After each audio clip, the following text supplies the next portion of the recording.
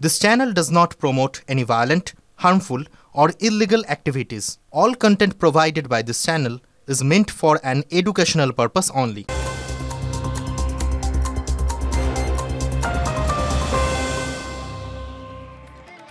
বালি পাচার মামলায় ইডির প্রথম গ্রেপ্তার সল্টলেকের ব্যবসায়ী অরুণ শরাফ।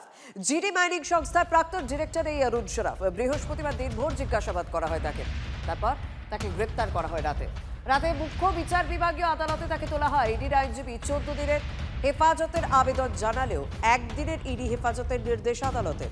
জিডি মাইনিং কোম্পানির ডিরেক্টর থেকে 2014 সালের ফেব্রুয়ারি মাসে ইস্তফা দিয়েছিলেন অরুণ শরাফ। জিডি মাইনিং কোম্পানি ছাড়াও একাধিক কোম্পানির কন্ট্রোলার ছিলেন এই অরুণ, যেখানে নানা অবৈধ লেনদেন হতো, জানিয়েছেন ইডি আইনজীবী।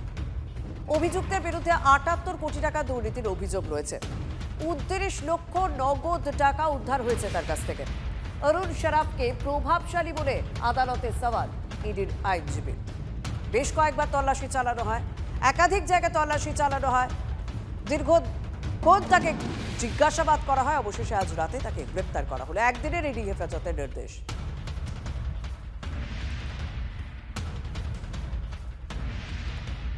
এই অ্যারেস্টটা টোটালি গ্রাউন্ডলেস অ্যারেস্ট। এটা জানি না কোনো অন্য কোনো পারপাস বিহাইন্ড দিস অ্যারেস্ট হচ্ছে কিনা, কিন্তু লিগালি এটা টেনেবল নয় যে এই অ্যারেস্ট বা ইডির যে পিএমএলএ অ্যাক্টের ওপর হয় যে প্রসিডিওর মেনটেন করে, সেই প্রসিডিওর মেনটেন করে হয়নি, এবং আর্টিকেল 222 এটা কনস্টিটিউশন ভায়োলেট হচ্ছে। বাকি যে এফআইআর, পুরনো এফআইআরগুলোর কথা টেনেছে, তার most of the FIR quash হয়ে গেছে। পুলিশ যেগুলো করেছিল সেগুলো থেকে অ্যাকিউজডরা অ্যাকুইটাল পেয়ে গেছে। ইডি 14 দিনের রিমান্ড ওদের কাস্টাডি চেয়েছে ফর ইন্টারোগেশন, এখনো অর্ডার পাস হয়নি। লার্নেড কোর্ট রিমান্ডে পাঠিয়েছেন।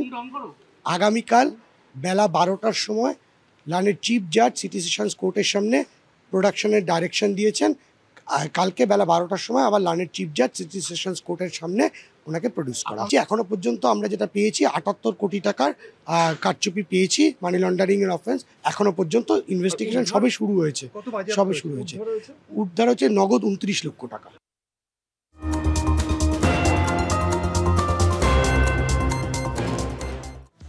বাগডোগরা সেনা ছাউনি থেকে গুপ্তচর সন্দেহে একজনকে গ্রেপ্তার করা হয়েছে এবং সে বাংলাদেশি বলেই জানা যাচ্ছে। বিস্তারিত জানাবেন সহকর্মী প্রসেনজিৎ সঙ্গে রয়েছেন। প্রসেনজিৎ, দেখো, বাগডোগরা অত্যন্ত স্পর্শকাতর এলাকা। একদিকে যেমন সেনাবাহিনীর গুরুত্বপূর্ণ ইনস্টলেশন সেখানে রয়েছে, পাশেই ইন্ডিয়ান এয়ারফোর্স রয়েছে, তাদের গুরুত্বপূর্ণ ইনস্টলেশন রয়েছে। ফলে ওই এলাকায় কারা বসবাস করছেন বা সেনাবাহিনীর যে এলাকাগুলো রয়েছে, যে সেনা ছাউনি রয়েছে, সেনাকর্মীদের যে আবাসনগুলো রয়েছে, সেই এলাকায় কাজ করতে যে নিত্য শ্রমিকরা আসেন, তারা কারা, তারা ভারতীয় কিনা, এই ধরনের ডকুমেন্টেশনের জায়গা থেকে প্রতিনিয়ত কিন্তু চেক করা হয়। সেই ধরনের একটি বিশেষ চেকিং চলছিল যে যারা কাজ করছেন তারা কারা, তাদের ভারতীয় নাগরিক কিনা, তাদের ভোটার কার্ড, আধার কার্ড এগুলো যথাযথ কিনা। সেই কাজ করতে গিয়ে কিন্তু সন্দেহ হয় এক ব্যক্তির কাছ থেকে ভারতীয় ভোটার, আধার এবং প্যান কার্ড মেলে, কিন্তু তার কথায় বেশ কিছু অসঙ্গতি ছিল। সেই জায়গা থেকে দাঁড়িয়ে তাকে জিজ্ঞাসাবাদ এবং জেরা শুরু হয়, এবং তারপর সে স্বীকার করে নেন তিনি বাংলাদেশের নাগরিক এবং বাংলাদেশি নাগরিকত্বের প্রমাণ তার কাছে আছে। তারপরেই তাকে কিন্তু গুপ্তচর বৃত্তির উদ্দেশ্যে সে এসেছিলেন কিনা সেই দিকটা সামনে আসে। ধন্যবাদ। অনেক বিএলওকে আবার ভয় দেখানোর মতো কষ্টটুকুও করতে হচ্ছে না শাসক দলকে, কারণ তারা তো ঘরেরই লোক। সেরকমই কয়েকটা ঘটনা দেখুন। বাঁকুড়ার ছাতনার বামুনকুলি বুথের বিএলও সজল মুখোপাধ্যায়, ইনি আদৌ নিরপেক্ষ হবেন? এখন নির্বাচন কমিশনের ব্যাজ পরে ফর্ম বিলি করছেন।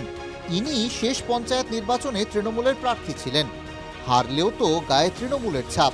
ঠিক যেমন ভোটের দেওয়াল লিখনে নাম এখনো মোছেনি। একজন সক্রিয় কর্মী, যিনি একজন এখনও টিএমসি সক্রিয় কর্মী, তাকে এইভাবে তৃণমূল যে বিএলও অফিসার করবে, এটা কিন্তু খুবই শোচনীয় ব্যাপার। আপনি পঞ্চায়েত ভোটে তৃণমূলের হয়ে কি করেছিলেন?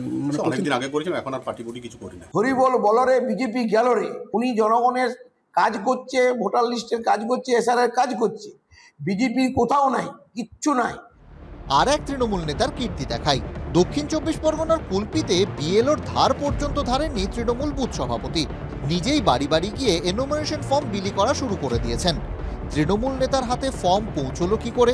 আসলে কুলপির খেটের পোতা বুথের ওই বিএলও ওই অঞ্চলের তৃণমূল পঞ্চায়েত সদস্যের স্ত্রী। বিএলওর পরিবর্তে আমি ফর্ম বিলি করিনি। বিএলও ছিল, বিএলও অসুস্থ, বিএলওর পা ভাঙা, বিএলও গাড়ি করে সঙ্গে গেছে আমার সঙ্গে, আমি ওনার সঙ্গে গেছি। হ্যাঁ, গিয়ে যেখানে অসুবিধা হয়েছে আমি জাস্ট ফর্মটা দিয়েছি। আপনার সঙ্গে কে ছিল?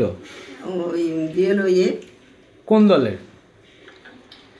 দলের এবার কি বুঝবো, সে আমাদের গ্রামের ছেলে, কোন দল আমি কি করবো। অভিযোগই এসছে, কিন্তু যদি আমরা ওরকম প্রমাণ পাই ওনাকে ব্যবস্থা গ্রহণ করব।